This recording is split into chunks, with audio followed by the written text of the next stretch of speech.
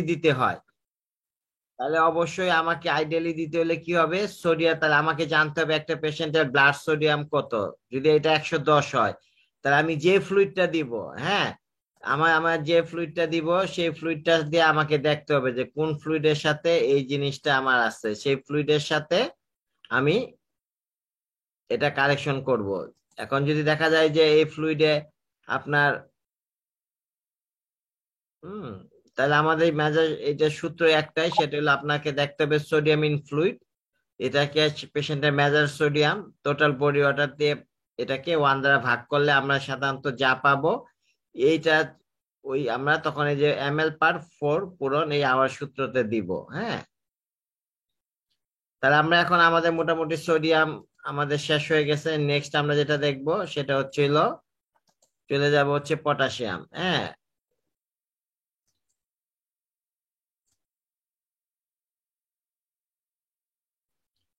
আমরা জানি যে পটাশিয়াম আমরা তো খুবই গুরুত্বপূর্ণ, হাইপোক্যালেমিয়া আপনার ইনভেরিয়েবলি পাচ্ছেন। হ্যাঁ, হাইপোক্যালেমিয়াকে আমরা সাধারণত দুইটা ভাগে ভাগ করি, একটা মাইল্ড, একটা হচ্ছে সিভিয়ার।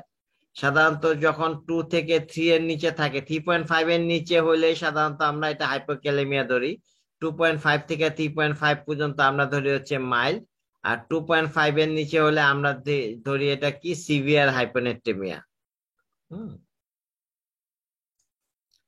তা সাধারণত আমরা যখন সিভিয়ার হাইপোনেট্রিমিয়া ধরবো, তো মাইল্ড হাইপোনেট্রিমিয়াতে এটা বললামই সাধারণত এসিম্পটোমেটিক থাকে মাইল্ড হাইপোনেট্রিমিয়াতে। আর যখন বেশি হাইপোনেট্রিমিয়া হবে তখন তার কিছু সিমটম দেখা দিবে। আমরা জানি যে পটাশিয়ামের সাথে সম্পর্কযুক্ত হচ্ছে মাসেলের, এই জন্য পটাশিয়াম লস হলে আপনাদের যে ম্যানিফেস্টেশন হবে এটা মাসেলের ম্যানিফেস্টেশন হবে।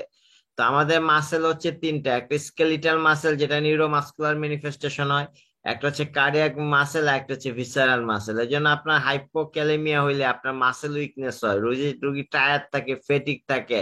কখনো কখনো রোগী দেখা যায় যে প্যারাপেরিসিস, অনেকটা দেখা যায় যে জিবিএস এর মতো। হ্যাঁ, জিবিএস এর যেরকম প্রেজেন্টেশন থাকে অনেকটা সেরকম প্রেজেন্টেশন নিয়ে আমাদের কাছে আছে। তাহলে একটা যখন আমাদের নিউরোমাস্কুলার প্রেজেন্টেশন, প্যারাস্থেসিয়া, অনেক সময় রোগীর পেন হয়, টিংলিং সেন্সেশন হয়, ক্র্যাম্পিং পেন হয় হাইপোনেট্রিমিয়ার জন্য। আপনারা অনেক সময় রুগী দেখেন যে ক্র্যাম্প বলে, ক্র্যাম্পের কজ কি, রুগী যে কোনো রুগী যদি আপনার ক্র্যাম্প নিয়ে আসে, এটার কজ হচ্ছে একটা ইলেকট্রোলাইট ইমব্যালেন্স, একটা হচ্ছে ডিহাইড্রেশন। হ্যাঁ, মাসেল ক্র্যাম্প হয়, কিন্তু ডিহাইড্রেশনের ক্র্যাম্প হয়। আবার এর জন্য আপনাদের ইলেকট্রোলাইট ইমব্যালেন্স হাইপোক্যালেমিয়াতে হয়। তাহলে হাইপোক্যালেমিয়ার প্রেজেন্টেশন হলো নিউরোমাস্কুলার, যেরকম মাসেল উইকনেস থাকতে পারে, পেশেন্ট টায়ার্ড থাকে, আমরা তো জানি কোয়াড্রিপেরিয়াস। এর জন্য আমাদের সবসময় জিবিএস এর একটা ডিডি হচ্ছে কি, আমার হচ্ছে হাইপোক্যালেমিয়া। অনেক সময় দেখা যায় রিফ্লেক্সের টেন্ডন অনেক সময় অ্যাবসেন্ট থাকতে পারে। কার্ডিয়াক, যেটা খুব ডেঞ্জারাস, পালপিটেশন হয়, মেনলি হচ্ছে ভেন্ট্রিকুলার অ্যাক্টোপিট বিটের চাইতে হলো ভিটি এসবিটি ডেভেলপ করে, ভিটি থেকে রোগী অনেক সময় কার্ডিয়াক অ্যারেস্ট হয়ে যায়। এই জন্য এটা সবচেয়ে, পটাশিয়ামের সবচেয়ে খারাপ কমপ্লিকেশন হচ্ছে পটাশিয়ামের সোডিয়ামের চাইতে পটাশিয়াম ইমব্যালেন্সটা খুব গুরুত্বপূর্ণ, কারণ পটাশিয়াম ইমব্যালেন্সের জন্য রোগী একজন আনকনসাস হয়ে যাইতে, সরি, মানে কার্ডিয়াক অ্যারিথমিয়া হইয়া এবং সাথে সাথে রোগী মারা যেতে পারে। এই জন্য পটাশিয়াম ব্যালেন্সটাকে আমাকে গুরুত্ব দিতে হবে সোডিয়ামের চাইতেও বেশি। তাহলে দেখেন যে এটা অ্যাডভার্স ইফেক্ট। আবার যদি ডিগক্সিন পায়, সে যদি হাইপোক্যালেমিয়া থাকে, তাহলে ডিগক্সিন অ্যাডভার্স ইফেক্ট কিন্তু অনেক বেড়ে যায়। তাহলে আমাদের কার্ডিয়াক হচ্ছে এরিথমিয়া, মেনলি বিটি বা ভিএফ চলে যেতে পারে। ভিসারের মধ্যে সাধারণত কি হয়, অ্যাবডোমেন ডিস্টেনশন হয়, অ্যাবডোমিনাল পেন হয়, পেশেন্টের নশিয়া ভমিটিং হয়। কোনো কোনো ক্ষেত্রে ইন্টেস্টাইনাল অবস্ট্রাকশনের একটা ফিচার, ইন্টেস্টাইনাল অবস্ট্রাকশন নিয়ে রোগী অনেক সময় প্রেজেন্ট করতে পারে। লং স্ট্যান্ডিং হাইপোনেট্রিমিয়া থাকলে সাধারণত কি হয়, লং স্ট্যান্ডিং হাইপোনেট্রিমিয়া থাকলে আমাদের যে জিনিসটা হবে সেটা হচ্ছে পেশেন্টের ডায়াবেটিস ইনসিপিটাস হয়, যেটা হচ্ছে পলিউরিয়া হয়, পলিডিপসিয়া হয়, রেনাল টিউবুলার ড্যামেজ করে, যে কারণে ওখানে এডিএস কাজ করতে পারে না। এডিএস হলে আমাদের কি করে, ওয়াটার রিঅ্যাবজর্পশন হয় না, সেই কারণে polyuria, polydipsia, nephrogenic diabetes insipidus. যাই হোক, এগুলো থিওরিটিক্যাল কথাবার্তা। আমাদের মনে রাখতে হবে যে হাইপোক্যালেমিয়ার ম্যানিফেস্টেশন হয় কার্ডিয়াক মাসেলে হতে পারে, স্কেলিটাল মাসেল হয়, কার্ডিয়াক এবং স্কেলিটাল মাসেলে সাধারণত প্রমিনেন্ট হয় সব সময়। আর রুগী তো কার্ডিয়াকটা তো বলবে না, রুগী আসে হলো স্কেলিটাল মাসেল প্রেজেন্টেশন নিয়ে, অনেক সময় ইন্টেস্টাইন অবস্ট্রাকশন নিয়ে সার্জারি ওয়ার্ডে ভর্তি হতে পারে। কমন কজ তো এক নম্বর হচ্ছে যে অনেকগুলো কজ আছে, একটা ড্রাগ হইতে পারে, জিআইটি লস হইতে পারে, এন্ডোক্রাইন হইতে পারে, রেনাল হতে পারে। এগুলো বইয়ে অনেকভাবে লেখা আছে, রিডিস্ট্রিবিউশন, তো আমি এটা শর্টকাট আনার জন্য এইভাবে করছি। ড্রাগস এর মধ্যে ডায়ুরেটিক্স, তারা ডায়ুরেটিক্স খায়, লেক্সেটিভ কারণ ডায়রিয়া হয়ে যায়। বিটা অ্যাগনি, যে সমস্ত পেশেন্ট আপনি দেখবেন যে সালবিটামল নেয়, অনেক সময় দেখা যায় কি সালবিটামল যারা নিতে থাকে ক্রনিক ক্রনিক, অনেক সময় তারা বলবে যে স্যার আমরা তো আমার শরীর খুব দুর্বল লাগে। হাইপোক্যালেমিয়ার ম্যানিফেস্টেশন রুগী অনেক সময় বলবে যে, যেটা হচ্ছে প্রক্সিমাল মায়োপ্যাথি, রুগী বলবে যে difficult to standing from squatting position, sir আমি তো ইদানিং বাথরুমে যাচ্ছি, বাথরুমে বসার থেকে উঠতে পারতেছি না। অনেক সময় দেখা যায় যে শুধু যদি আপনি আইভি দেন, গ্লুকোজ দেন, তখন সে সমস্ত ক্ষেত্রে পেশেন্টের কি হয়, সে হাইপোক্যালিমিয়া ডেভেলপ করে। এই জন্য অনেক সময় দেখা যায় যে হাসপাতালে দিয়ে দিলে রুগী 2 দিন পর দেখা যায় যে বিছনা থেকে উঠতে পারে না, বলে রুগী তো ভালো ছিল, হঠাৎ করে বিছনা থেকে উঠতে পারতেছে না। এর জন্য অনেক সময় কমন কজ। এছাড়া আমাদের জিআইটি তে লস হয়, জিআইটি লস তো একটাই, ডায়রিয়া অথবা ভমিটিং। বিশেষ করে কোনটাতে বেশি হয়, ডায়রিয়াতে আমাদের পটাশিয়াম লস বেশি হয়, এর জন্য ডায়রিয়াতে আমরা সবসময় কলেরা স্যালাইন দেই। আর যখন আপনার ভমিটিং হয়, সোডিয়াম লস হয় বেশি, এই জন্য আপনাকে আমরা ভমিটিং এ আমাদের চয়েস অফ ফ্লুইড, একটা স্যারা সবসময় জিজ্ঞেস করে, একটা রোগী ভমিটিং নিয়ে আসলে আপনি কোন ফ্লুইড চয়েস করবেন, আপনি বলবেন নর্মাল স্যালাইন। ডায়রিয়া নিয়ে আসলে আপনি ইলেকট্রোলাইট জানার আগেই কলেরা স্যালাইন দিবেন। এন্ডোক্রাইন কজ কুইন গুলো যেরকম কুশিং আছে, কোনস, সে সময় কিন্তু আপনার হাইপোক্যালেমিয়া হয়। কুশিং এবং কোনস। রেনাল কজ আছে যেগুলো দেখা যায় না, RTA, barter syndrome, Gitelman syndrome. আপনারা যখন পার্ট 1 পড়বেন তখন এই যে বার্টার জিটেলম্যান থেকে একটা কোশ্চেন থাকবে ইনক্লুডিং পোস্ট গ্রাজুয়েশন। তাহলে আমাদের যে হাইপোক্যালেমিয়া, এই জন্য আমি আগেও বললাম কিছু দৃশ্যমান কজ আছে, কিছু অদৃশ্যমান কজ আছে। দৃশ্যমান কজ কি, ডায়রিয়া ভমিটিং হইলো, রোগী ডায়োটিক খাচ্ছে, রেক্সিটিভ খাচ্ছে। আর অদৃশ্যমান কজ হচ্ছে যে আপনার সহজে ডিফারেন্সিয়েট করা যাবে না, রেনাল লস গুলো যেরকম আরটিএ, হ্যাঁ, আর ব্যাটার্স এবং জিটেলম্যান সিনড্রোম। আপনাদের একটা জিনিস সবসময় পরীক্ষাতে জিজ্ঞেস করে, অ্যালকালোসিস, হাইপোক্যালেমিয়া অ্যালকালোসিসের সাথে কি থাকে, অলওয়েজ হাইপোক্যালেমিয়া থাকে। আর acidosis is always associated hyperkalaemia. অর্থাৎ অ্যালকালোসিসের সাথে কার সম্পর্ক, হাইপোক্যালেমিয়া, আর এসিডোসিসের সাথে সম্পর্ক কার, হাইপারক্যালেমিয়া। এটা মনে রাখতে হবে, except renal tubular acidosis, RTA যেটা, সেখানে আপনার রেনাল টিউবুলার অ্যাসিডোসিসে হাইপোক্যালেমিয়া হয়। যাই হোক, তাহলে আমরা সাধারণত হাইপোক্যালেমিয়া ম্যাক্সিমাম রোগী যেগুলো আপনার পাবেন, সেগুলো ম্যাক্সিমাম ডায়রিয়া ভমিটিং নিয়ে আসবে, অথবা কেউ ডায়োটিক্স খাইতে থাকবে, এরকম সাধারণত থাকবে। আর কিছু কিছু ডিজিজ আছে এন্ডোক্রাইন, যেরকম কুশিং থাকে, কোনস থাকে, এদেরও হাইপোক্যালেমিয়া হয়। আর কিছু কিছু রোগী আপনাকে রিকারেন্ট হাইপোক্যালেমিয়া নিয়ে আসবে, আপনি দেখবেন যে 2 দিন পর পর হাইপোক্যালেমিয়া নিয়ে আসতেছে, কিন্তু আপনি খুঁজে পাচ্তেছেন না। কারণ এদের মধ্যে অনেক কজে রেনাল কজ হয়, আবার একটা হলো হাইপোক্যালেমিক পিরিয়ডিক প্যারালাইসিস থাকে। আচ্ছা, একটা পেশেন্ট যখন হাইপোক্যালেমিয়া থাকবে, আপনি ক্লিনিক্যাল এক্সামিনেশন করবেন, হিস্ট্রি নেবেন, ইনভেস্টিগেশন করবেন। হিস্ট্রির প্রথম হলো এটিওলজি আছে কিনা এবং severity of the hypokalaemic symptom আছে কিনা। হিস্ট্রির মধ্যে যেমন ড্রাগ কোন হিস্ট্রি খায় কিনা আগের মতো, এগুলো কোনো হিস্ট্রি আছে কিনা। 2 নম্বর, তার ডায়রিয়া ভমিটিং হচ্ছে কিনা এর মধ্যে। 3 নম্বর হচ্ছে হাইপোক্যালেমিক পিরিয়ডিক প্যারালাইসিস, যেটা একটা কমন রুগী আসে। রুগী প্রায় বলবে যে আমার হঠাৎ করে 4 হাত পা অবশ হয়ে যায়, 2-3 দিন থাকে, তারপরে আস্তে আস্তে ভালো হয়ে যায়। এটা সাধারণত প্রভোগ বাই কার্বোহাইড্রেট ফুড, আমি হেভি খাবার খাইলে বা হেভি এক্সারসাইজ করলে এগুলো হয়। রুগীদের দাওয়াত দাওয়াত খায় আইসা পরের দিন আর উঠতে পারে না, কি ব্যাপার, ঘুমের থেকে উঠতে দেখা যাচ্ছে তার হাত পা 4টা কোয়াড্রিপ্যারালাইসিস হয়েছে। এটা সাধারণত আমরা বলি চ্যানেলোপ্যাথি, এটা সোডিয়াম চ্যানেলের সমস্যা হয়, কিন্তু ম্যানিফেস্টেশন হয় পটাশিয়াম কমে যায়। This is call hypokalemic periodic paralysis. এই সমস্ত রোগী দেখবেন রিকারেন্ট 2 দিন পর পর হাসপাতালে ভর্তি হয়। আর যদি কারো পেশেন্টের হাইপারটেনশন থাকে, সাথে হাইপোক্যালেমিয়া থাকে, তাহলে আমরা সেই ক্ষেত্রে আমরা কি বলি, কোনস অথবা কুশিং চিন্তা করি। আর আরেকটা হইতেছে হাইপার ক্যালেমিয়ার সাথে আপনার আরটি এর সাথে সম্পর্কযুক্ত। কোনস এর একটা ফিচার তো আপনারা জানেন, এগুলো আপনার সারা জীবন। এখানে আসলে হাইপোক্যালেমিয়া যদি আমি আপনাকে পড়াইতে চাই, সেটা 2 মিনিটের ব্যাপার, যে আপনি কখন ফ্লুইড দিবেন আর কখন আপনি কি দিবেন, কখন ফ্লুইড দিবেন আর কখন দিবেন হচ্ছিল আপনি আহ আইভি ফর্মে দিবেন। কিন্তু কিছু কিছু শব্দ আপনাকে জানতে হবে, এজ এ বিইং এ আপনি যেহেতু ইন্টার্ন ডক্টর এখানে যাচ্ছেন, আপনাকে কিছু জানা উচিত। কারণ এই সমস্ত সিনারিও গুলো আপনার ভবিষ্যতে পার্ট 1-এ রাখবে, অথবা ভবিষ্যতে আপনার রাখবে। ধরেন একটা পেশেন্ট আপনার হাইপারটেনশন আছে, এটা কমন সিনারিও দেয়, রুগী একটা ব্লাড প্রেশার পাইলেন অনেক বেশি, রুগী দেখলে নিডিমে আছে, ইলেকট্রোলাইট হলো হাইপোক্যালেমিয়া আছে, তাহলে কি রুগীর ব্লাড প্রেশার বেশি, হাইপোক্যালেমিয়া আসে, আবার হাইপোক্যালেমিয়া আছে এবং ইডিমা আছে, তাহলে সেটাকে আমরা কি বলি, সেটাকে আমরা কোনস ধরবো। এটা হলো কোনস এর একটা স্পেসিফিক ফিচার। আর কুশিং এর তো আপনারা জানেন যে ক্যারেক্টারিস্টিক ফিচার থাকে, কুশিং এর পেশেন্ট হাইপোক্যালেমিয়া, দেখেন কোনস এবং কুশিং দুইটাই হাইপোক্যালেমিয়া নিয়ে প্রেজেন্ট করতে পারে। ডায়েট এবং আইভি ফুড যাদেরকে বেশি গ্লুকোজ দিবেন তখন তাদের কি হয়, তাদেরকে আবার হাইপোক্যালেমিয়া হওয়ার সম্ভাবনা থাকে। এসিডোসিস, সাধারণত সমস্ত এসিডোসিসের সাথে হাইপারক্যালেমিয়া থাকে, এক্সেপ্ট রেনাল টিউবুলার এসিডোসিস এর সাথে হাইপোক্যালেমিয়া হয়। আর অ্যালকালোসিসের সাথে হাইপোক্যালেমিয়া সবসময় থাকে। এটা অনেক সময় দেখা যায় থাইরোটক্সিকোসিস এর সাথেও পেশেন্টের ইয়া থাকে, ফিচার থাকতে পারে। আর আমরা সাধারণত এক্সামিনেশন করলে কি দেখবো, একজন যে প্রক্সিমাল মায়োপ্যাথি দেখবো, কোয়াড্রিপ্যারেসিস দেখবো, এগুলো তো আগে বলছি, প্যারাপ্যারেসিস এগুলো থাকতে পারে, কার্ডিয়াক মাসেলেরও সমস্যা থাকতে পারে। আর ভিসারাল মাসেলের জন্য অনেক সময় ইন্টেস্টাইনাল অবস্ট্রাকশন বা প্যারালাইটিক অ্যালেসনে প্রেজেন্টেশন করতে পারে। ইনভেস্টিগেশন তো সহজ, প্রথমে আমরা কি দেখি, প্লাজমা ইলেকট্রোলাইট দেখি, আরবিএস ক্রিয়েটিন, ইসিজি দেখি। ইসিজি খুব গুরুত্বপূর্ণ, কারণ আমার একটা কার্ডিয়াক ম্যানিফেস্টেশন আছে কিনা। কারো যদি ইসিজি চেঞ্জ থাকে এটাকে আপনাকে অলওয়েজ গুরুত্ব দিতে হবে এবং সেটাকে আপনার সিভিয়ার হিসেবে ধরতে হবে, সেটা আপনার লেভেল যাই আসুক না কেন। ইসিজি চেঞ্জ ইজ খুব significant in case of hypokalaemia, whatever the level of, মানে এটা আপনার যদি দেখা যাচ্ছে আপনি রিপোর্ট আসছে অল্প কিন্তু ইসিজি চেঞ্জ আছে, তাহলে আপনাকে সেটাকে অবশ্যই সিগনিফিকেন্ট হিসেবে ধরতে হবে।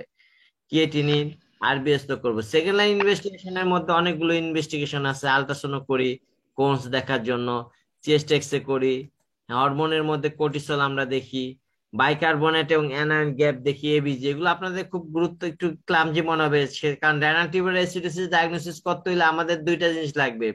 আপনাকে লাগবে 1 নম্বর অ্যাসিডোসিস ডায়াগনোসিস করতে হবে, সেজন্য বাইকার্বনেট লেভেল লাগবে এবং অ্যানায়ন গ্যাপ আমরা দেখি। আবার অ্যালকালোসিস থাকলে তাহলে এসিডোসিস এর সাথে আপনি যখন দেখলেন অ্যানায়ন গ্যাপ নরমাল, তখন আরটিএ চিন্তা করলেন। আর অ্যালকালোসিস থাকলে আপনি কোনস বা কুশিং চিন্তা করবেন। প্লাজমা ক্যালসিয়াম এবং প্লাজমা ম্যাগনেসিয়াম লেভেল খুব গুরুত্বপূর্ণ, কারণ হাইপোম্যাগনেসিয়ামিয়া হয় কোথায়, ব্যাটারম্যান এবং জিটেলম্যান, ব্যাটার্স এবং জিটেলম্যান যে আছে, এখানে সাধারণত দেখা যায় যে দুইটাতে ম্যাগনেসিয়াম কমে যায়, এই দুইটার মধ্যে ম্যাগনেসিয়াম কমে। তাহলে এই দুইটা আমরা কিভাবে ডিফারেন্সিয়েট করি, এর মধ্যে জিটেলম্যান্টে কি হয়, জিটেলম্যান্টে আপনার ক্যালসিয়াম বেশি যায় ইউরিনের সাথে, হাইপার ক্যালসিউরিয়া হয়। যাই হোক, এগুলো আপনাদের কঠিন মনে রাখতে হবে না, এটা এক সময় আপনার পরবর্তীতে দেখবেন। তো আমাদের সাধারণত আপনার যখন এই দেখবেন এগুলো একটু ক্লামজি হয়ে যায়, তারপরে বলতেছে তাহলে ক্যালসিয়াম আপনার কি দেখবো, ক্যালসিয়াম এবং ম্যাগনেসিয়াম খুব গুরুত্বপূর্ণ হাইপোক্যালেমিয়ার জন্য। ক্যালসিয়াম এবং ম্যাগনেসিয়াম গুরুত্বপূর্ণ। যখন দেখবেন আপনি হাইপোক্যালেমিয়ার ম্যানেজমেন্ট করতেছেন কিন্তু ম্যানেজ হচ্ছে না বা বারবার হচ্ছে, তখন আপনাকে এই এবিজি দেখতে হবে, আপনাকে ক্যালসিয়াম ম্যাগনেসিয়াম দেখতে হবে, 24 hour total urinary sodium potassium দেখতে হয়। হ্যাঁ, কারণ আপনার যদি জিআইটি লস লসকে আলাদা করার জন্য। আর হাইপোক্যালেমিয়া তো আরো কিছু আছে, ভমিটিং, এগুলো তো ডায়রিয়া হলে তো আমরা বুঝতে পারি। আর ইউরিনারি ক্যালসিয়াম এক্সক্রিশন আমি আগেই বলছি যে ব্যাটার্সে হলো ক্যালসিয়ামটা এক্সক্রিশন বেশি হয়, সরি, ব্যাটার্সে ক্যালসিয়াম হাইপার ক্যালসিউরিয়া থাকে, আর জিটেলম্যানে ক্যালসিয়াম কম যায়, দুইটাতে হাইপোম্যাগনেসিয়াম। সুতরাং কোনো পেশেন্টে যদি হাইপোক্যালেমিয়ার সাথে হাইপোম্যাগনেসিয়া হয়, তখন মনে রাখবেন যে তারা ডায়রিয়া ডায়রিয়া না, সেখানে হয়তো ব্যাটার্স অথবা জিটেলম্যান হয়। আর মোটামুটি আমাদের কি আর তেমন কোনো কিছু এগুলো আমাদের দরকার পড়ে না। এখন আমরা চলে যাব সরাসরি ম্যানেজমেন্টে। দেখেন, মাইল কেসে আমরা কিভাবে ম্যানেজ করি, সবসময় হচ্ছে আপনি ম্যানেজমেন্টের মধ্যে সবসময় আপনি ওরাল আনতে হবে যদি রোগী কনসিয়াস থাকে। তাহলে আমাদের প্রথমে হচ্ছে ডায়েট, আমরা পটাশিয়াম রিচ ডায়েট দিব। আমাদের নর্মাল জানি যে আমরা কিতে পটাশিয়াম থাকে, ডাবের পানিতে আমরা জানি যে পটাশিয়াম বেশি থাকে, তাহলে পেশেন্টকে আমরা ডাব ওয়াটার খেতে বলবো। পটাশিয়াম কন্টেনিং ফুড যেরকম কলা বা এগুলো আমরা খেতে বললাম। ওরাল পটাশিয়াম সাপ্লিমেন্টেশন দেই আমরা, এটা দুই ভাগে দিতে পারি। এটা সাধারণত সোডিয়াম পটাশিয়াম ক্লোরাইড ট্যাবলেট পাওয়া যায়, অথবা সেটা আমরা পটাশিয়াম ক্লোরাইড সিরাপ পাওয়া যায়, যেটাকে কেটি সিরাপ বলি আমরা, কেটি সিরাপ নামে সবাই জানি। তো মনে রাখতে হবে যে কেটি সিরাপটা হচ্ছে হাইলি ইমিটিক, মানে আপনাকে এটা খেলে বমি হবে, ডিসপেপসিয়া হবে। এই জন্য এটা অনেক সময় আমরা হাফ কাপ পানিতে বা 1 কাপ পানিতে গুলিয়ে খেতে বলি। এবং সবসময় মনে রাখবেন যে পটাশিয়াম এটা দিলে আপনি সবসময় ডম্পেরডন এবং ওমিপ্রাজল দিয়ে দিবেন, কারণ নাহলে রোগী দেখা যাবে যে বমিটিং হয়, তো যদি বেশি বমি হয় তাহলে স্টিমিটেড, অনেক সময় ইমিস্টেটও দিতে হতে পারে। মানে মনে রাখতে হবে যে পটাশিয়াম ইজ হাইলি ডিসপেপসিক এবং অ্যান্টি ইমিটিক করে, এটা ইমিসিস করে রোগীর। আর সেক্ষেত্রে আমাদের দেখতে হবে একটা পেশেন্ট হাইপোক্যালেমিয়া আছে, সে কি ফ্লুইড পাচ্ছে কিনা। যদি দিয়ে ফ্লুইড থাকলে, দিয়ে বা ডেক্সট্রোজ থাকলে আমরা ডেক্সট্রোজটা ওমিট করে দিয়ে নর্মাল স্যালাইন দিব, অথবা হার্টম্যান দিব। সবচেয়ে ভালো হয় হার্টম্যান দিলে, কারণ সেখানে হার্টম্যানে পটাশিয়াম বেশি থাকে। এই জন্য পেশেন্ট যদি অনগোয়িং কোনো ফ্লুইড পায়, যে পেশেন্ট হাইপোক্যালেমিয়া, যখন আপনি একটা চ্যানেল মেনটেনের জন্য বা কোনো কারণে একটা ফ্লুইড রাখছেন, তো সেই ক্ষেত্রে আমরা এই ফ্লুইডটাকে আমরা রিপ্লেস দিয়ে তো দেওয়াই যাবে না, দিয়ে বা দিয়ে ডেক্টোজটাকে বন্ধ করে আমাদের হার্টম্যানে রিপ্লেস করতে হবে। এটা তো এক কথায় বললাম, ওরাল পটাশিয়াম খুব ডিসপেপসিয়া করে, নসিয়া করে, এই জন্য আপনি পিপিআই দিয়ে দিবেন, ডম্পেডন দিয়ে দিবেন। এখন আন্ডারলাইং কজ আমরা দেখবো, সাধারণত আমরা 1-2 থেকে 2-3 দিনের মধ্যে 3 দিন পরে আবার রিভিউ করি। অল্প হইলে এত সমস্যা না। তাহলে আপনার কখন বলবো মাইল্ড কেস, যদি আমরা সোডিয়াম পটাশিয়াম যদি 2.5 এর বেশি হয়, তাহলে সেক্ষেত্রে আমরা ওরালি উইথ ড্রাগ এবং ফুড মধ্যে আমরা কালেকশন করি।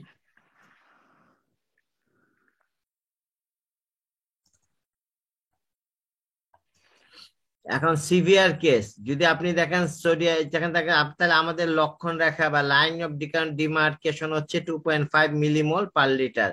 এটাকে আমরা বলতে পারি যে লক্ষণ রেখা, অর্থাৎ যেটার যে লাইন অফ ডিমার্কেশন এর মধ্যে আমরা তাহলে কি বলতে পারি, তাহলে 2.5 এর নিচে যদি কারো কমে যায় তাহলে সেটা হচ্ছে ডেঞ্জারাস, সেক্ষেত্রে পেশেন্টের অ্যারিথমিয়া হওয়ার সম্ভাবনা বেশি থাকে। তো সেক্ষেত্রে আমাদের আইভি কারেকশন করতে হবে, ওরাল তো করবোই, কারণ যেহেতু আমাদের সিকে সাধারণত হাইপোক্যালেমিয়ার পেশেন্ট গুলোর লেভেল অফ কনসিয়াসনেস সাধারণত অল্টার্ড হয় না। এই জন্য সাধারণত আমরা কি করি, ডায়েটে আগের মতো পটাশিয়াম রিচ ডায়েট দিব, ডাব ওয়াটার দিব, ফুড খাইতে বলবো, ওরাল সাপ্লিমেন্টেশন দিব, সিরাপ কেটি অথবা ট্যাবলেট ফর্মে কেটি পাওয়া যায়, মানে পটাশিয়াম ক্লোরাইড পাওয়া যায়। আমরা এই ক্ষেত্রে যদি পেশেন্ট থাকে, এখন আমাদের সেই সাথে কি দিতে হবে, প্যারেন্টাল সাপ্লিমেন্টেশন দিতে হবে। এখানে অনেকগুলো কথা আছে। আপনি কিন্তু কখনোই মনে রাখবেন, কখনোই কখনোই কখনোই সরাসরি পটাশিয়াম কিন্তু দেওয়াটা একটা সহজ না। সোডিয়াম যেরকম আমরা হিসাব করে দেই, পটাশিয়াম আমাদেরকে হিসাব করে দিতে হবে। এই হিসাবটা আমি এখন পড়বো আস্তে আস্তে। ইনফিউশন আমরা কি দেখি, সরাসরি সোডিয়াম, আমাদের যে ময়মনসিংহ এক সিস্টার মনে হয় একটা পেশেন্টকে সরাসরি আইভি পটাশিয়াম দিয়ে দিছিল। অনেক সময় জুনিয়র সিস্টাররা কাজ করে, সিনিয়র সিস্টার বলছিল যে আপনি আইভি পটাশিয়াম দেওয়ার জন্য বললেন না যে কেটি ইনজেকশনটা দিয়ে দাও। তো এটা তো নিয়ম। আমি যদি বলি যে এই তোমরা কেটি দাও, হ্যাঁ এটা কি ইনজেক্ট কেটি দাও, ইনজেকশন কেটি দাও, এখন আপনাকে বললাম যে ইনজেকশন কেটি দিতে, আপনি কি বললেন আইভি কেটি লিখে দিলেন অর্ডার। ঠিক আছে, কিন্তু কেটি তো আসলে সরাসরি দেওয়া যায় না। কিছু কিছু জিনিস আছে, ডোপামিন সরাসরি দেওয়া যায় না, ডো ভিটামিন সরাসরি দেওয়া যায় না। হ্যাঁ, এগুলো কি দিতে হয়, ড্রিপে দিতে হয়, এরকম। এটা হচ্ছে আপনার ইনফিউশনের মাধ্যমে দিতে হয়। তাহলে আমরা যদি সাধারণত ওয়ার্কিং ফর্মুলা হিসাবে আমরা একটা নর্মাল স্যালাইনে ম্যাক্সিমাম 2 অ্যাম্পুলের বেশি কেটি ইনজেকশন দেওয়া যায় না। হ্যাঁ, তাহলে আমরা সাধারণত একটা নর্মাল স্যালাইনে 2 অ্যাম্পুল কেটি দিয়ে দেই। দেওয়ার পরে এটা 20 to 30 ড্রপসে আমরা দিতে বলি। আর এছাড়া আমরা তো ওরাল পটাশিয়াম তো দিলামই। আমি তো যা বললাম যে ওরাল পটাশিয়াম তো ডিসপেপসিয়া করে, যে জন্য যেগুলো হবে আন্ডারলাইং ট্রিটমেন্ট করতে হবে। এবং আপনাকে যখন যখন আপনার পটাশিয়াম অনেক কম থাকবে, 2.5 এর নিচে থাকবে, তখন আপনাকে ডেলি লিভে প্রতিদিন আপনাকে একটা করে পটাশিয়াম করতে হবে, যে প্রতিদিন আপনি পটাশিয়াম দেখবেন। এখন আসেন যে কিছু কিছু কথা বলি, এই কথাগুলো আপনারা শুনেন, মনে রাখেন, যদিও এটা আপনার ম্যানেজমেন্ট ওই যে সোডিয়ামের ম্যানেজমেন্টের মতো পটাশিয়াম ম্যানেজমেন্ট হচ্ছে দুইটা। এটা আসলে 1 মিনিটের ক্লাস, কিন্তু এটাকে অনেক বড় করা হচ্ছে শুধু আপনাদের কনসেপশন ক্লিয়ার করার জন্য। এটা হিতে বিপরীত হতে পারে, এটা আপনার মাথা গরম হয়ে যেতে পারে। যাই হোক, আমরা সাধারণত কি করব, আমরা সাধারণত পটাশিয়াম সাধারণত যদি বললাম যে 2.5 এর নিচে লক্ষণ রেখা, 2.5 হচ্ছে, এর উপরে হইলে আমরা ওরাল দিব, আর এর নিচে হলে আমরা কি করব, সাধারণত আইভি পটাশিয়াম কারেকশন করব কশাসলি। আমরা rate of potassium admission in case of আমাদের কতগুলো কি কি আমরা করি, যেমন সিভিয়ারিটি অফ দ্য হাইপোক্যালেমিয়ার উপর আপনার নির্ভর করতেছে রেট অফ পটাশিয়াম। আপনি পটাশিয়াম কি রেটে দিবেন, এটা depending on severity of hypokalaemia. Presence of cardiac complication আছে কিনা, যদি কার্ডিয়াক কমপ্লিকেশন থাকে, যদি ইসিজি চেঞ্জ থাকে, তাহলে আপনার যদি পটাশিয়াম যদি 3ও থাকে, তখন আপনাকে আইভি পটাশিয়াম দিতে হবে। ঠিক আছে, নিউরোমাস্কুলার কমপ্লিকেশন থাকলে, সেক্ষেত্রে যদি আপনি নিউরোমাস্কুলার কমপ্লিকেশন আছে আর আপনি সেক্ষেত্রে আমরা আইভি দিব, আইভি রেট চয়েস করব।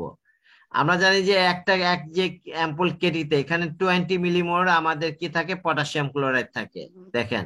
এবং should given in deep, choice of fluid is normal saline. হ্যাঁ, আমরা সাধারণত ডিএতে দেই না, কারণ ডিএ তো নিজে ইটসেলফ হাইপোগ্লাইসেমিয়া হাইপোক্যালেমিয়া করে। তাহলে আমরা জানি যে এক অ্যাম্পুল কেটিতে থাকে 20 মিলিমোল পটাশিয়াম ক্লোরাইড, এবং এটা আমরা কি দিব, সোডিয়াম ক্লোরাইড সলিউশনে দিব। Rate of infusion not more than 10 millimole potassium per hour. দেখেন, আপনি এক পটাশিয়াম 10 মিলিমোলের বেশি পার আওয়ারে যেতে পারবে না। কতগুলো, এগুলো সবসময় বুঝতে হবে। আমরা যদি আপনি, তাহলে এই জন্য হলো কেন আপনি এক এক 1 লিটারে কেন 2 অ্যাম্পুল কেটে দিলেন, এটা বোঝার জন্য এটা। তাহলে দেখেন, rate of infusion not more than 10 millimole per hour. If a peripheral vein, আমরা তো জানি যে যখন আপনার আইসিইউতে কাজ করবেন দেখবেন যে আপনার বিশেষ করে কিডনি রোগীগুলো দেখেন যে ওদেরকে সেন্ট্রাল ভেনাস ক্যাথেটার করে দেয়। তা আমরা যে রোগীগুলোকে ফ্লুইড দেই সেটা দিয়ে কিসের মাধ্যমে? পেরিফেরাল ভেন আমরা ইউজ করি। তাহলে একটা পেরিফেরাল ভেনে 1 লিটারে 40 মিলিমোলের বেশি দেওয়া যায় না, এই জন্য আমরা সর্বোচ্চ 2 অ্যাম্পুল দিতে পারি। এই জন্য আমরা 1 লিটারে সর্বোচ্চ কত দিতে পারি? 2 অ্যাম্পুল, 3 অ্যাম্পুল দেওয়া যাবে না। পেরিফেরাল ভেনে 1 লিটারে সর্বোচ্চ 40 মিলিমোল দেওয়া যেতে পারে। হ্যাঁ, এবং এই সে 40 মিলিমোলটা আপনি কত দিতে পারবেন? আমি তো বললাম যে ঘন্টায় কতর বেশি দিতে পারবো না, 10 মিলিমোলের বেশি দিতে পারবো না। তাহলে এই যে 1 লিটার ফ্লুইড, এটা আমি এর বেশি 4 ঘন্টার কমে যদি দেই তাহলে পেশেন্টের জন্য খারাপ। তাহলে 1 লিটার করে সর্বোচ্চ কথাই দিতে পারবো, 4 ঘন্টার বেশি দিতে পারবো না। তাহলে আমাদের যে সমস্ত নলেজ জানতে হবে যে আমরা পটাশিয়াম যখন 2.5 এর নিচে হবে তখন আমরা আইভি কারেকশন করব। আর আমাদের এক অ্যাম্পুলে কেটি থাকে 20 মিলিমোল কেটি থাকে। এটা ডিপে দিতে হয়, সাধারণত নর্মাল স্যালাইনকে আমরা প্রিফার্ড করি। আমরা 1 ঘন্টায় 10 মিলিমোলের বেশি পটাশিয়াম যাতে না যায় সেদিকে খেয়াল রাখতে হবে, এবং 1 লিটারে যাতে 40 মিলিমোলের বেশি যেতে না পারে। সুতরাং 1 লিটারে আপনি 2 অ্যাম্পুলের বেশি দিতে পারবেন না। আর 1 লিটার আপনার সর্বোচ্চ যদি দেন খুব গতিতে 4 ঘন্টার বেশি সময় কমে যেতে পারবে না, ঠিক আছে? তাহলে এই জন্য আমরা সাধারণত আমরা করি কি, আমরা আরো বেশি কষাস হই। আমরা দেই কি, 1 অ্যাম্পুলে দুইটা, 1 লিটারে দুইটা দেই, দিয়ে হলো 40-এ, এটাতে আমরা 8 ঘন্টাতে দেই। হ্যাঁ, তাহলে আমরা সাধারণত তাহলে জানতে হলো যে 2 অ্যাম্পুল নট মোর দেন 4, মানে 4 ঘন্টার কমে যেতে পারবে না, এবং একটা 1 লিটারে দুইটার বেশি দেওয়া যাবে না, অর্থাৎ 40। তাহলে আমরা যদি, তাহলে আপনারা দেখেন, তাহলে পেশেন্ট যদি ভলিউম রেস্ট্রিক্টেড থাকে, এখন একটা রুগীর দেখা গেল যে ভলিউম ওভারলোড আছে, সেই ক্ষেত্রে আপনি কি করতে পারবেন?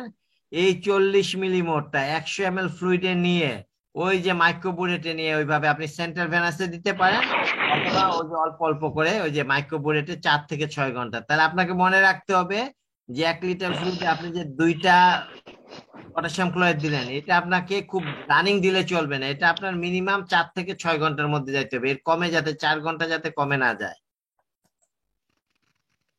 আর ঠিক আছে, এটা তো দিলাম, এটা আপনার দরকার নাই যদি বেশি থাকে।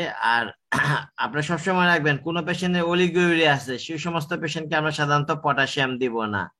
হ্যাঁ, এগুলো আপনাদের দরকার নাই। এখন দেখেন, তাহলে দেখেন আমরা ফলোইং অ্যাপ্রোচে এক কথায় বারবার রিমেম্বার কথা বললাম, 1 কেটিতে দুইটা থাকে, ম্যাক্সিমাম রেট হচ্ছে 10 মিলিমোল/আওয়ার, ম্যাক্সিমাম দুইটা 1 অ্যাম্পুলে দেওয়া যেতে পারে। সুতরাং never give 2 ampoule 1 litre less than, 4 ঘন্টার কমে দেওয়া যাবে না। হ্যাঁ, আর যেটা আছে যে আমরা 40 ড্রপের বেশি দেওয়া যাবে না। সুতরাং আপনি কত, আপনি 4 ঘন্টা 40 ড্রপের বেশি দেওয়া যাবে না, এই জন্য আমরা 20 বা 30 ড্রপে দিই। 40 ড্রপের বেশি যদি দেন তাহলে এটা 4 ঘন্টার কমে চলে যাবে। এই তাহলে এখন এটাই হচ্ছে মোটামুটি, আমরা যদি একটা, এটা আপনার তো কমন ফর্মুলা জানেন যে আপনি যদি 3 লিটার ফ্লুইড 30 ড্রপসে দেন, তাহলে 1 লিটার ফ্লুইড যদি 10 ড্রপসে দেন তাহলে এটা যাবে হলো 24 ঘন্টায়। তাহলে 1 লিটার ফ্লুইড যদি 20 ড্রপে দেন সেটা যাবে কোথায়? 12 ঘন্টায়। 1 লিটার ফ্লুইড যদি আপনি 30 ড্রপে দেন সেটা যাবে কোথায়? সেটা যাবে হলো 8 ঘন্টায়। এই জন্য আমরা দেখেন সিধা সোডিয়াম দিয়ে আমি 20 to 30 ড্রপসে দিয়ে দিচ্ছি, অর্থাৎ 1 লিটার ফ্লুইডটা আমার 8 ঘন্টায় যাবে, এটাই হচ্ছিল। আর 60 ড্রপসে দিলে এটা যাবে 4 ঘন্টায়।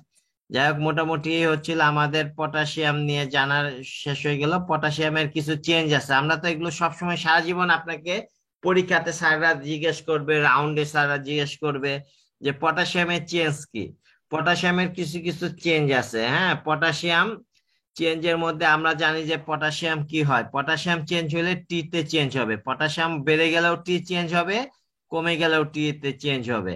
তাহলে পটাশিয়াম যদি এটা তো হাইপোক্যালেমিয়াতে তাহলে কি চেঞ্জ হয়? আপনি হাইপোক্যালেমিয়াতে সাধারণত ইয়েতে হয়, এখানে কি হয়, স্মল, সাধারণত টিটা প্রথমে কি হয়, টি প্রথমে ফ্ল্যাট হবে, তারপরে ইনভার্টেড হবে, তারপর appearance of the U wave হবে, মানে সিকোয়েন্সিয়াল। একটা জিনিস মনে রাখবেন, যার হাইপোক্যালেমিয়া হবে, মনে করবেন হাইপোক্যালেমিয়া মানে আপনি টিটাকে জাতা দিতেছেন পা দিয়ে, পা দিয়ে জাতা দিয়ে আপনি এটা প্রথমে ফ্ল্যাট করে দিলেন, তারপর ইনভার্টেড করে দিলেন, তারপরে কি হলো, appearance of the U wave আসলো। আর অনেক সময় পিয়ার প্রলঙ্গেশন হয়, এসটি ডিপ্রেশন, একই কথা। আর যখন আর হাইপার ক্যালেমিয়াতে উল্টো হয়, হাইপার ক্যালেমিয়াতে আপনি টিটাকে টাইনা টল 10 শেপ টি করবেন।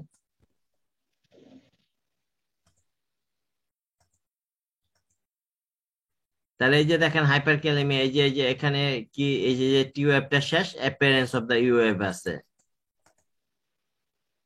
আমরা যদি দেখি, দেখেন এটা হচ্ছে এসটি ডিপ্রেশন, এটা হচ্ছে টিটা ফ্ল্যাট হয়ে গেছে, আর এটা appearance of the U wave. এখন আমাদের পরবর্তী আজকের হয়তো খুব সম্ভবত এটা হচ্ছে শেষ টপিক, হাইপারক্যালেমিয়া। হ্যাঁ, আপনারা এই পর্যন্ত ওয়ার্ডে যদি সবচেয়ে বেশি ম্যানেজ করেন সেটা হচ্ছে হাইপোন্যাট্রেমিয়া এবং হাইপারক্যালেমিয়ার পেশেন্ট গুলো, এটা সবচেয়ে বেশি আপনি ম্যানেজ করেন। তা হাইপারক্যালেমিয়া সাধারণত আমরা মাইল্ড, মডারেট এবং কেউ সিভিয়ার হিসেবে ক্লাসিফিকেশন করি। স্যার, হ্যাঁ জি বলেন। স্যার আমরা মনে হয় যে স্লাইডটা দেখতে পারতেছি না আপনার। ও আচ্ছা, তাহলে মনে হয় ইয়া হয়ে গেছে, তাহলে আমি আবার শেয়ার দেই।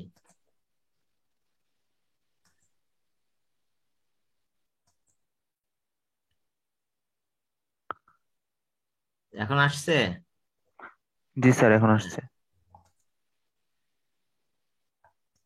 আচ্ছা, তাহলে আমার এখানে হাইপার ক্যালেমিয়া। হ্যাঁ, হাইপার ক্যালেমিয়া যে আমাদের যে জিনিসটা আছে, হাইপার ক্যালেমিয়া সম্বন্ধে তো আপনারা জানেন যে হাইপার ক্যালেমিয়াতে আমরা মাইল্ড, মডারেট, সিভিয়ার ক্লাসিফিকেশন এভাবে করি। হ্যাঁ, 0.5 থেকে 6 পর্যন্ত হচ্ছে মাইল্ড, মডারেট 6 থেকে 7, 7 এর বেশি হলে সিভিয়ার করা হয়।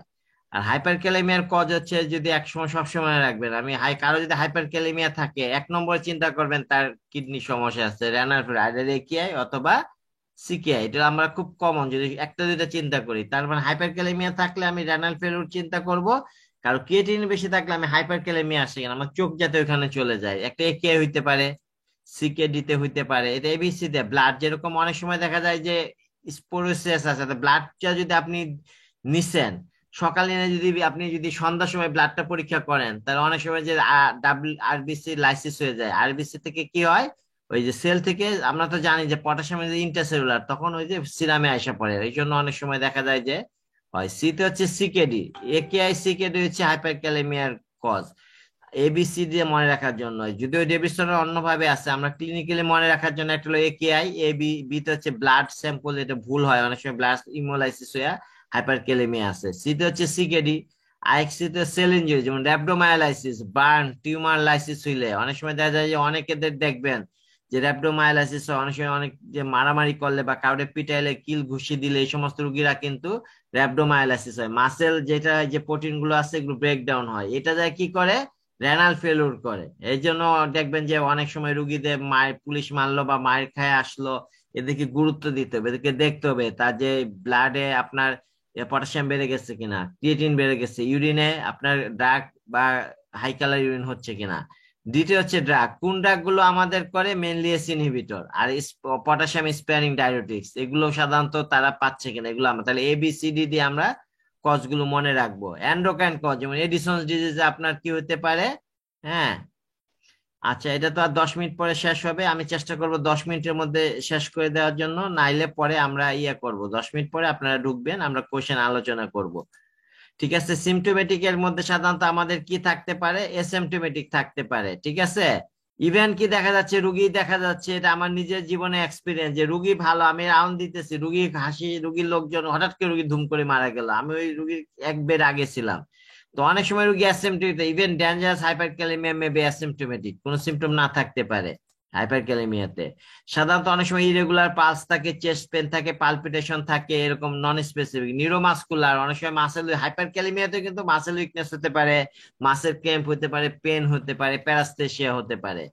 তাহলে আমাদের ইসিজি সাইন কি হইতে পারে, আমরা জানি যে হাইপারক্যালেমিয়াতে টল, টেন শেপড পি হয়। হ্যাঁ, প্রথমে কি হয়, টিটা টল্ট হবে, পিকড হবে, টেন শেপড হবে, এবং পি সাধারণত অ্যাবসেন্ট হয়ে যায়, একটা সময় যায় পি অ্যাবসেন্ট হয়। 2 নম্বর, কোয়াইট কিউআরএস কমপ্লেক্স থাকে, যেটাকে সাইন ওয়েভ বলে। হ্যাঁ, এক সময় দেখা যায় যে মানে এরকম থাকে, তাই সাধারণত আমরা টল, টেন শেপ টিওয়াই পাই। এবি ডিসোসিয়েশন থাকে, একসময় বিটিভিএফ হয়ে রুগী মারা যাইতে পারে। এই জন্য পটাশিয়াম লেভেলের সাথে, যেরকম আপনি 6 থেকে 7-এর মধ্যে গেলে আপনি টল, টেন শেপ টি পাবেন। যদি আপনার এটা যদি দেখা যায় যে 7 থেকে 8-এর মধ্যে থাকে, তখন ওই যে হোয়াইট কিউআরএস কমপ্লেক্স থাকে।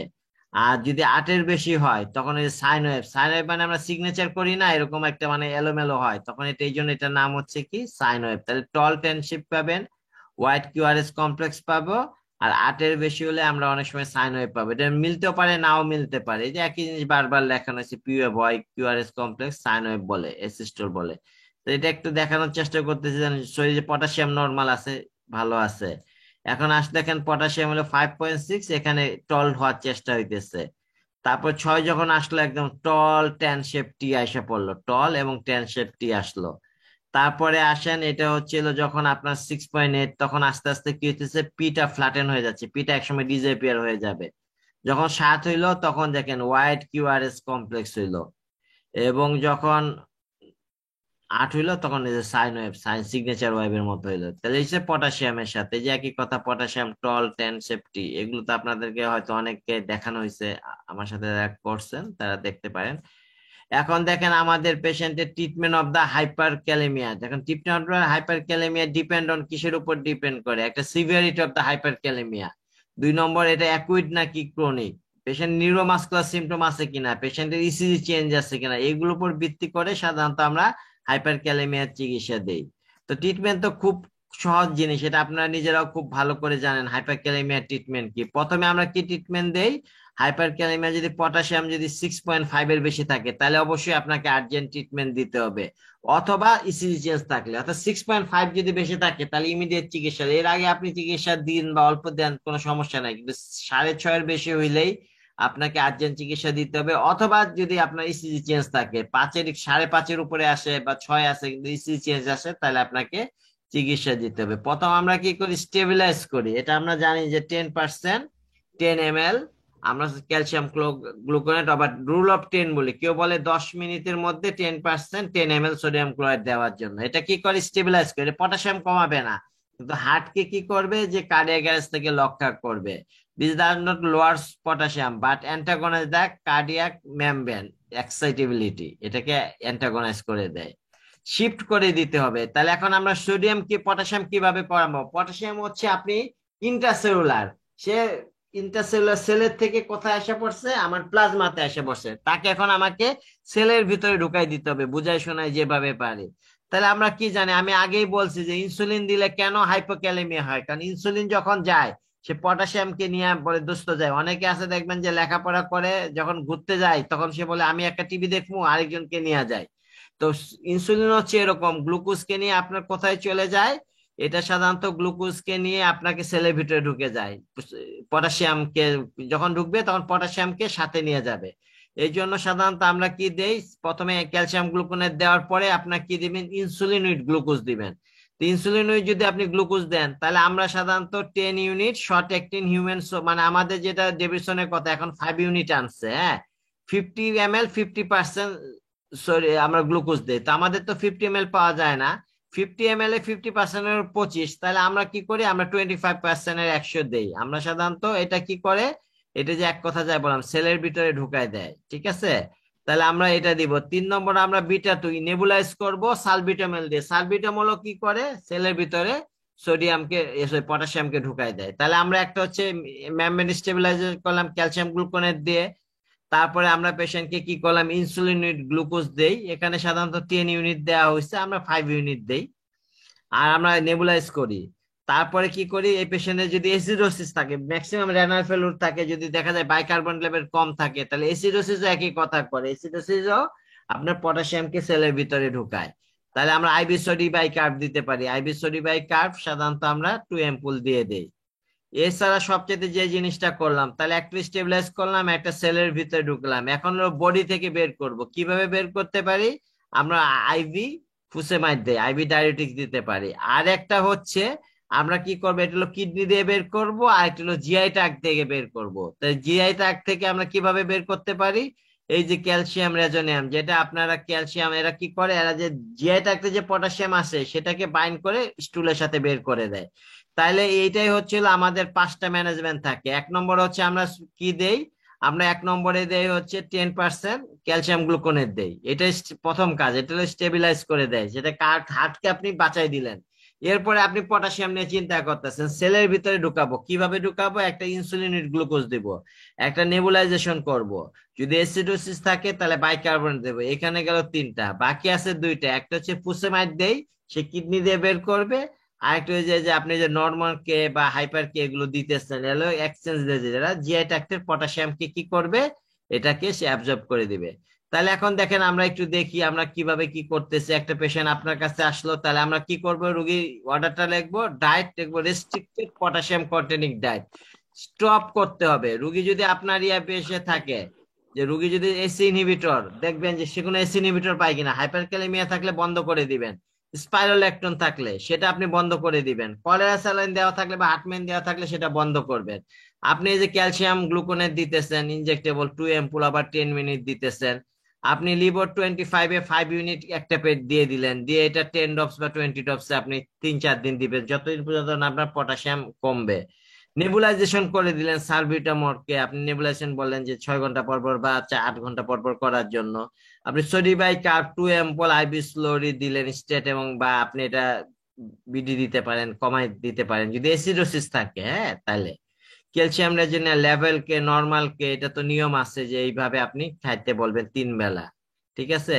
তারপর অনেক সময় আমরা কি করি, আমরা অনেক সময় দেখা যায় যে এই নর্মাল স্যালাইন 100 ml নিয়ে তার মধ্যে 2-3টা ইয়া দেই, ফসডাইরোসিস করি, যে আমরা এখানে ফুসের 3টা দিলাম বা 3 এম্পল 100 নর্মাল স্যালাইন নিয়ে 20 ড্রপসে দিয়ে দিলাম। তাহলে আমাদের এটা সারা জীবন মনে রাখতে হবে যে পটাশিয়াম কিভাবে 5টা সোডিয়াম, একটা হলো ক্যালসিয়াম গ্লুকোনেট, একটা হচ্ছে ইনসুলিন উইথ গ্লুকোজ, একটা হচ্ছে নেবুলাইজেশন, একটা হচ্ছে সোডিবাই কার্ব, একটা হচ্ছে রেজোনিয়াম এক্সচেঞ্জ যেটা জিআই ট্যাক্ট করবে, একটা হলো যে ফুসেডেমাইড।